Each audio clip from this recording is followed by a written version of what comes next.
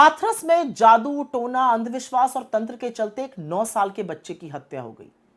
ये खबर पढ़ी तो दुख हुआ, लेकिन मन में कुछ सवाल भी कौंधे और वो आपसे साझा करना चाहती हूं।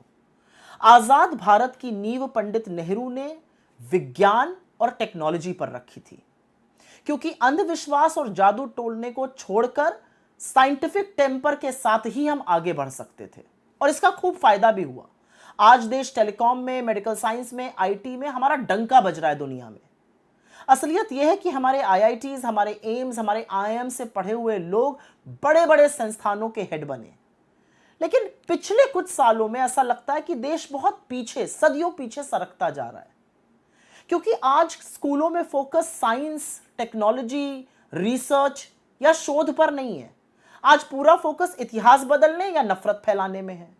स्कूलों में खुले आम छोटे छोटे बच्चों के साथ धर्म के आधार पर, उनके खान पान के आधार पर जबरदस्त भेदभाव होता है।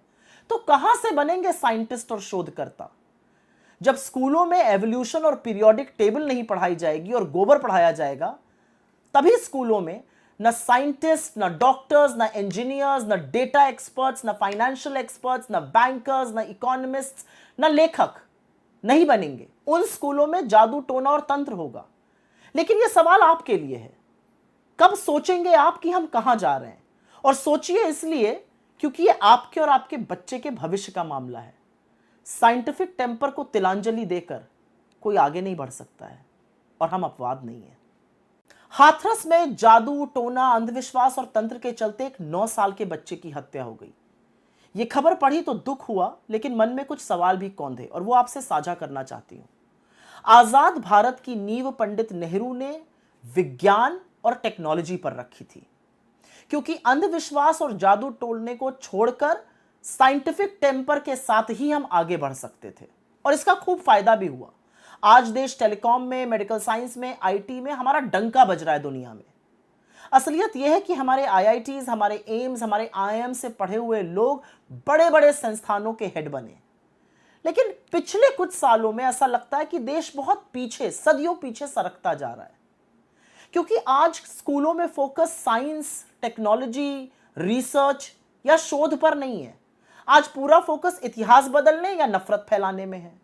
स्कूलों में खुले आम छोटे छोटे बच्चों के साथ धर्म के आधार पर, उनके खान पान के आधार पर जबरदस्त भेदभाव होता है। तो कहां से बनेंगे साइंटिस्ट और शोधकर्ता?